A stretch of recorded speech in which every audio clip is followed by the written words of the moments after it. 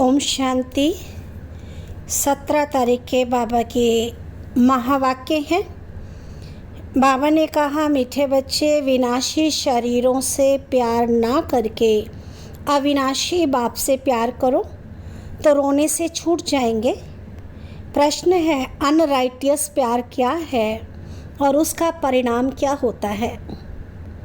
बाबा कहते, विनाशी शरीरों में मोह रखना अनराइटियस प्यार है।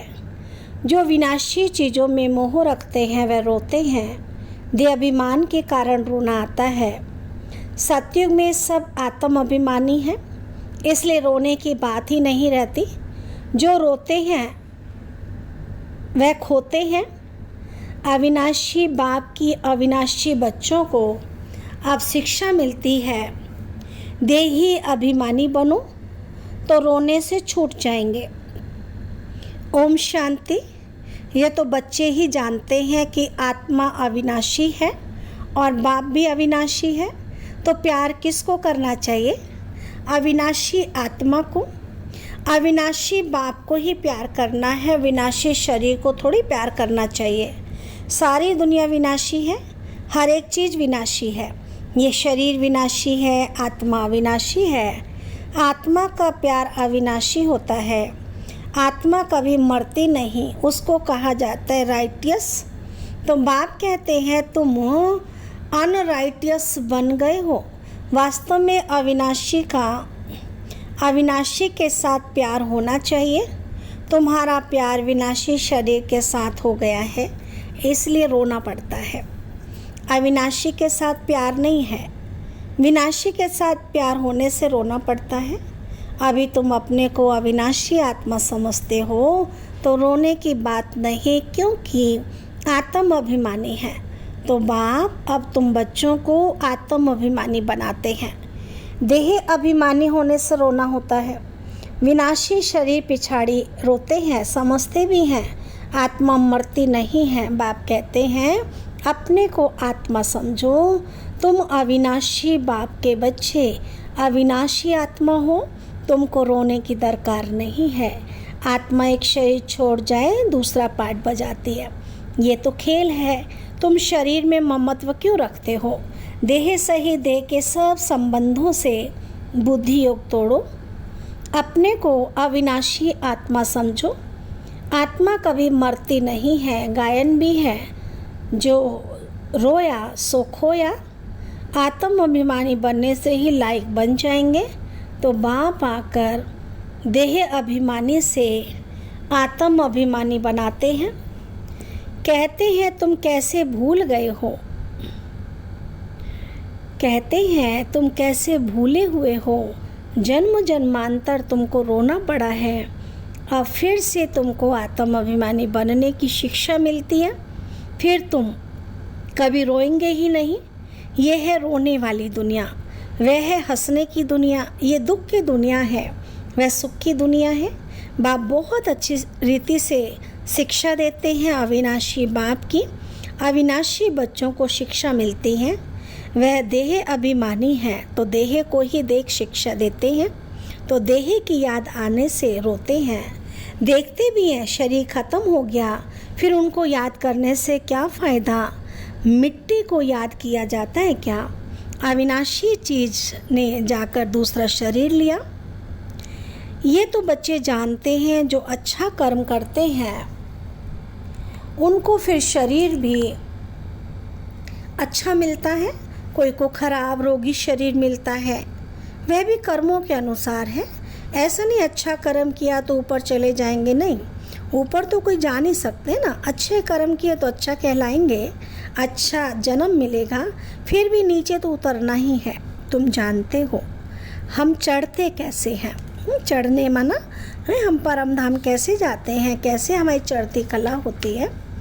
भल अच्छे कर्मों से कोई महात्मा बनेगा, कोई भी कला तो कम होती ही जाती। बाप कहते फिर भी ईश्वर को याद कर अच्छा कर्म करते तो उनको अल्पकाल क्षण भंगुर थोड़े समय के लिए सुख मिलता है। फिर भी सीढ़ी नीचे उतरते हैं। नाम करके अच्छा हो। यहाँ तो मनुष्य अच्छे बुरे कर्मों को भी नहीं जानते हैं। रिद्धि सिद्धि वालों को कितना मान देते हैं, उन्हों के पिछाड़ी मनुष्य जैसे हैरान होते हैं। है तो सारा अज्ञान। समझो कोई इनडायरेक्ट दान पुण्य करते हैं, धर्मशाला हॉस्पिटल बनवाते हैं, तो दूसरे जन्म में उसका अर्जा बहुत ज़रूर मिलता है।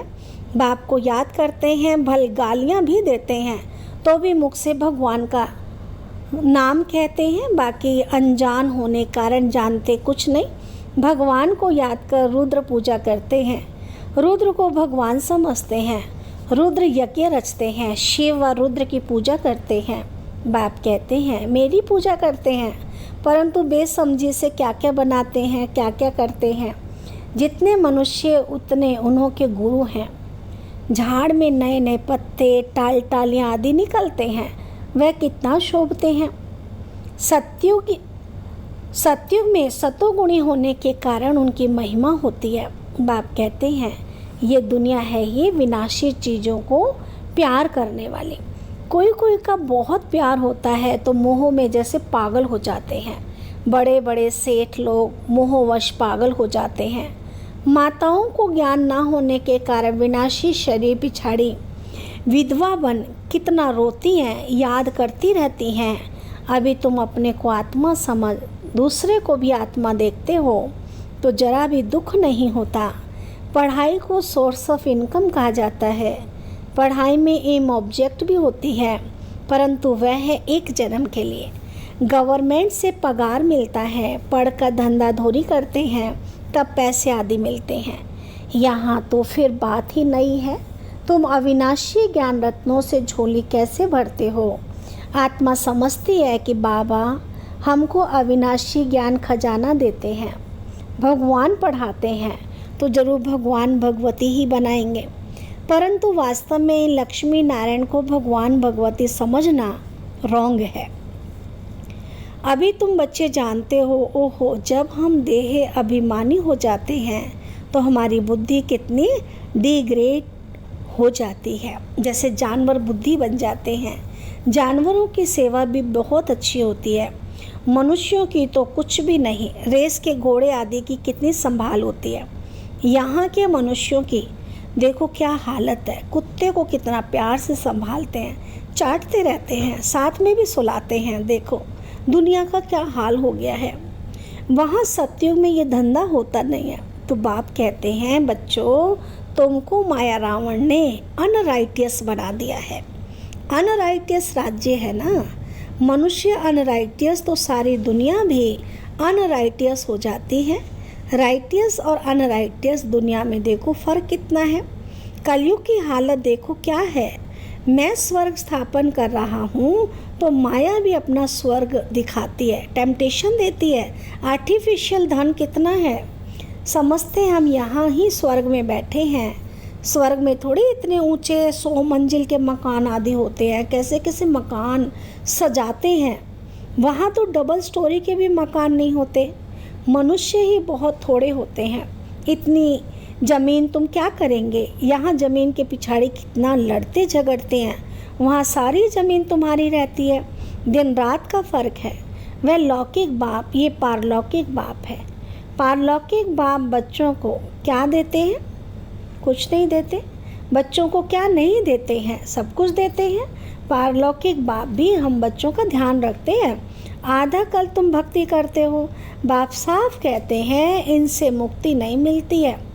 माना जो भी तीर्थ आदि करते हैं, पूजा पाठ करते हैं, इनसे मुक्ति नहीं मिलती है। और मेरे से नहीं मिलते हो, मुक्ति धाम में मेरे से मिलते हो। मैं भी मुक्ति धाम में रहता हूँ, तुम भी मुक्ति धाम में रहते हो। फिर वहाँ से तुम स्वर्ग में जाते हो, वहाँ स्वर्ग में मैं नहीं होता हूँ। ये भी ड्रामा है। फिर हूबहू ऐसे रिपीट होगा। फिर ये ज्ञान भूल जाएगा, प्रायलोप हो जाएगा। जब तक संगम युग नहीं आया है तब तक गीता का ज्ञान हो कैसे सकता है। बाकी जो भी शास्त्र आदि हैं वह भक्ति मार्ग के शास्त्र है। अब तुम नॉलेज सुन रहे हो। मैं बीज रूप ज्ञान का सागर हूँ, तुमको कुछ भी करने नहीं देता, पाँव भी पढ़ने नहीं देता। पाँव किसका पढ़ेंगे, शिव बाबा के तो पाँव है ही नहीं, ये तो ब्रह्मा के पाँव पढ़ना हो जाएगा। मैं तो तुम्हारा गुलाम हूँ। उनको कहते हैं निराकारी, निरहंकारी। सो भी जब वह एक्ट में आए तब तो निरहंकारी कहा जाए ना। बाप तुमको अथाह ज्ञान देते हैं, यह है अविनाशी ज्ञान रत्नों का दान। फिर जो जितना लेवे, अविनाशी ज्ञान रत्न लेकर फिर औरों को दान करते जाओ। इन रत्नों के लिए कहा जाता है एक एक रत्न लाखों रुपयों का है। कदम कदम पर पदम देने वाला तो एक ही बाप है। सर्विस पर बड़ा अटेंशन चाहिए। तुम्हारा कदम है याद की यात्रा का, उनसे तुम अमर बन जाते हो। वहाँ मरने आदि का फिक्र होता नहीं। एक शय छोड़ दूसरा लिया, मोहजीत राजा की कथा भी सुनी होगी। ये तो बाप बैठ समझाते हैं, अब बाप तुमको ऐसा बनाते हैं। अभी की बातें है ना। रक्षाबंधन का पर्व भी मनाते हैं। ये कब की निशानी है, कब भगवान ने कहा पवित्र बनो। ये मनुष्यों को क्या पता कि नई दुनिया कब होती है, पुरानी कब होती है, ये भी किसी को पता नहीं है। इतना कहते हैं कि अभी कलयुग है, सतयुग था, अभी नहीं है। पुनर्जन्म को भी मानते हैं, 84 लाख कह देते हैं, तो जरूर पुनर्जन्म तो हुआ होगा ना। निराकार बाप को सब याद करते, वह सब आत्माओं का बाप है, वही आकर समझाते हैं। देहधारी बापू तो बहुत है, जानवर भी अपने बच्चों के बापू जी हैं। उनके लिए तो ऐसा नहीं कहेंगे कि जानवरों का बाप। सतयुग में कोई किचड़ पट्टी होती नहीं, जैसा मनुष्य वैसा फर्नीचर होता है। वहाँ पक्षी आदि भी फर्स्ट क्लास खूबसूरत होते हैं, सब अच्छी अच्छी चीज़ें होंगी। वहाँ फल कितना स्वीट बड़े होते हैं, वहाँ का जो फल होगा बहुत सुंदर होगा, बड़े बड़े फल होंगे। फिर वह सब कहाँ चला जाता है, स्वीट से निकल कड़वाहट आ जाती है, थर्ड क्लास बनते हैं, तो चीज़ें भी थर्ड क्लास बन जाती हैं। सतयुग है फर्स्ट क्लास, तो सब चीज़ें फर्स्ट क्लास मिलती हैं। कलयुग में थर्ड क्लास। अब चीज़ें सतो रजो तमो से पास होती हैं ना, यहाँ तो कोई मज़ा नहीं है। आत्मा भी तमो प्रधान, शरीर भी तमो प्रधान है। अभी तुम बच्चों को ज्ञान है, कहाँ वह कहाँ ये, रात दिन का फ़र्क है। बाप तुमको कितना ऊंचा बनाते हैं। जितना याद करेंगे हेल्थ वेल्थ दोनों मिल जाएंगे। बाकी क्या चाहिए, दोनों चीज़ों से एक नहीं होगी तो हैप्पीनेस नहीं होगी। समझो हेल्थ है, वेल्थ नहीं तो क्या काम के। गाते भी है ना, पैसा है तो लाड़काना घूम कर आओ, मना पैसा है तो भले देश विदेश घूमो। बच्चे समझते हैं भारत सोने की चिड़िया था, अभी सोना कहाँ है। सोना चांदी तांबा गया, अभी तो कागज ही कागज है। कागज पानी में बह जाए तो पैसे कहाँ से मिले। सोना तो बहुत भारी होता है, वह वहाँ ही पड़ा रहता है, आग भी सोने को जला ना सके। तो यहाँ सब दुख की बातें हैं, वहाँ ये सब बातें होती नहीं। यहाँ इस समय अपार दुख है। बाप आते ही तब हैं जब अपार दुख है, कल भी अपार सुख होगा। हैं कल बाबा कहते आज तो दुख है लेकिन कल बहुत सुख होगा, कल फिर अपार सुख होगा। बाबा तो कल्प कल्प आकर पढ़ाते, ये कोई नई बात थोड़ी है। खुशी में रहना चाहिए, खुशी ही खुशी, ये अंत की बात है। अतीन्द्रिय सुख गोप गोपियों से पूछो, पिछाड़ी में तुम बहुत अच्छी रीति समझ जाते हो, है ना। जैसे जैसे समय है नज़दीक आता जाएगा और समझानी भी रिफाइन होती जाएगी। रियल शांति किसे कहा जाता है, ये बाप ही बतलाते हैं। तुम बाप से शांति का वर्षा लेते हो, उनको सब याद करते हैं। बाप शांति का सागर है, तो बाप समझाते हैं मेरे पास आ कौन सकते हैं। फलाना फलाना धर्म फलाने फलाने समय पर आते हैं, स्वर्ग में तो आ ना सके। अभी साधु संत ढेर निकल पड़े हैं।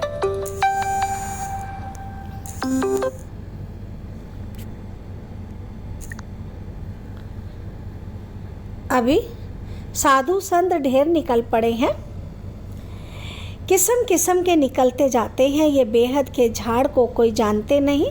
बाप समझाते हैं कि भक्ति की सामग्री इतनी है, जितना झाड़ फैला होता है ज्ञान बीज थोड़ा होता है। भक्ति को आधा कल्प लगता है। ये ज्ञान तो सिर्फ इस एक अंतिम जन्म के लिए। ज्ञान को प्राप्त कर तुम आधा कल्प के लिए मालिक बन जाते हो, भक्ति बंद हो जाती है।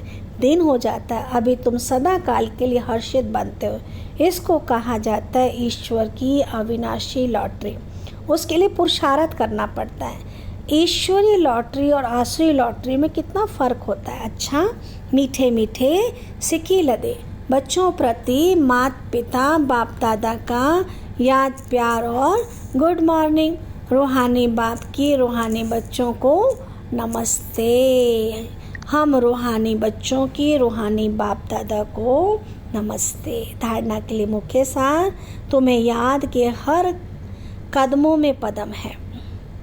इससे ही अमर पद प्राप्त करना है। अविनाशी ज्ञान रतन जो बाप से मिलते हैं उनका दान करना है। सेकंड पॉइंट, आत्म अभिमानी बन अपार खुशी का अनुभव करना है। शरीर से मोह निकाल सदा हर्षित रहना है और मोहजीत बनना है। वरदान बाबा ने दिया, हर घड़ी को अंतिम घड़ी समझ सदा रूहानी मौज में रहने वाली विशेष आत्मा भव। संगम युग रूहानी मौजों में रहने का युग है, इसलिए हर घड़ी रूहानी मौज का अनुभव करते रहो।